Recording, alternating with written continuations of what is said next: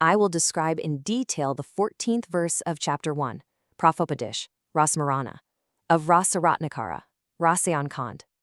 We're going to systematically unpack the fascinating list of major substances, the precise methods of drug preparation, and the rigorous mechanisms of bodily purification described in this ancient text.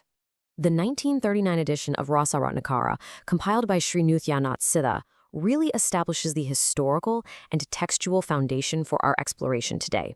What is absolutely worth learning here is how this text attempts to bridge the gap between spiritual ritual and chemical pharmacology. It provides a highly structured, tantric philosophical purpose for human longevity. Okay, here's our agenda. We'll be looking at the breakdown of verse 14, bodily purification rituals, mercury processing, and finally, the goal of dehasity.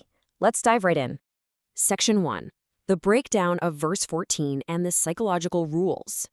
The original Sanskrit text of verse 14 dictates the incredibly strict psychological environment required for this practice. The Roman transliteration reads, Savit sabagam tasmat durbagam parvarjayet. Let's look closely at the syntax and phraseological division. Savit implies one should actively engage with or serve. Sabagam denotes the auspicious or positive. Tasmat means therefore. Durbagam refers to the unfortunate or negative. And parvarjayet is a firm command that one should completely avoid it. So this translates cleanly to a simple English meaning, engage with the auspicious or fortunate, avoid the unfortunate. Now, why does this matter so much? Looking through the lens of modern neurobiology and psychosomatic medicine, we know that surrounding yourself with highly negative elements triggers the release of cortisol, which is our primary stress hormone. Elevated cortisol drastically impedes healing and actually creates physical structures of metabolic deficiency within the body. It literally makes the body hostile to medicinal absorption. So the text was essentially mandating a stress-free baseline. Immediately following this, the text lists the Rasayane Varjanya. These are specific disturbing elements that you must avoid. The practitioner has to strictly steer clear of pungent oil massages, fermented gruel known as kunjika, alcohol, heavy curds, any sleep disturbances, and notably, sexual intercourse. From a modern pharmaceutical science and toxicology perspective, this makes a lot of sense. Heavy metals and complex alkaloids require a highly stable metabolic environment. These restricted items act as metabolic disruptors. They alter gastrointestinal pH and liver enzymes, meaning you're risking severe side effects when combining them with potent alchemical preparations. Section 2. Bodily purification rituals and strict detoxification. Physical purification actually must begin on an auspicious day well before any ingestion occurs. This mandate for resetting the internal environment is a universal Ayurvedic principle.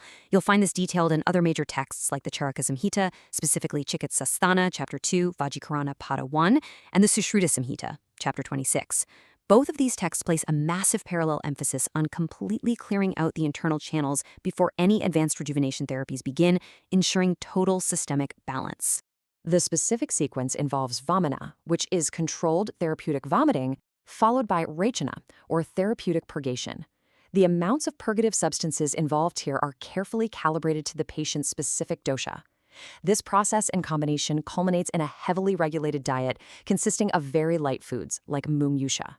The result produced is a completely emptied and sensitized gastrointestinal tract. This guarantees that the heavy alchemical drugs ingested later are absorbed efficiently without causing toxic buildup. Moving on to Section 3, Parid Marana, or the processing of mercury. To truly grasp the depth of this scripture, we have to understand Parid Marana, which translates literally to the killing of mercury. The classical claim is that toxic raw mercury can be transformed into a safe, life-extending compound. We see this elaborated deeply in Vagbhata's Rasaratnakara Chapter 6, Ayurveda Prakasha, Chapter 1 under the Parid Prakaran section, and the Rasarnava. Now, while modern scientific evidence obviously confirms the severe toxicity of elemental mercury, the historical belief was that extensive grinding and herbal binding neutralized the threat. It's a heavily debated, unproven claim where modern toxicology continues to urge extreme caution. The text lists multiple numbered methods or prakars for achieving this chemical stimulation. The tantric philosophical symbolism here is just profound. Mercury represents the masculine static principle, while sulfur represents the feminine dynamic energy. Their union is facilitated using a highly sophisticated descriptive introduction of laboratory equipment. We're talking specialized crucibles, sand baths, and underground pits meticulously designed to unite these powerful elements. The preparation method dictates precise quantities of raw mercury and sulfur combined with specific plant extracts to bind the metals together. Modern researchers looking into this using PubMed review articles and Google Scholar keywords like Ayurvedic heavy metal processing are actively investigating these exact trituration and heating cycles today. They're looking to see if these ancient heat treatments genuinely converted toxic elemental mercury into safer, less bioavailable organometallic sulfide compounds. The chemical structures formed during these cycles are a huge focus of current scientific analysis. Section 4. The ultimate goal of Dehasiddhi. This entire regimen is aimed squarely at achieving Dehasiddhi, which is the ultimate perfection and stabilization of the physical vessel. The belief was that a body perfected by processed mercury and sulfur and completely devoid of disturbing elements would become impervious to decay, aging, and disease. It is a really powerful symbolism, taking the lowest, most toxic earthly substances and transmuting them, along with the human body, into a state of divine immortality. As we wrap up this explainer, let's review the findings. First, what points are of historical significance? Definitely the sheer systematic rigor of these early scientists. What points are of modern significance? They intuitively understood what neurobiology and psychosomatic medicine now prove about the mind-body connection and metabolic pathways. Finally, what topics should be further researched?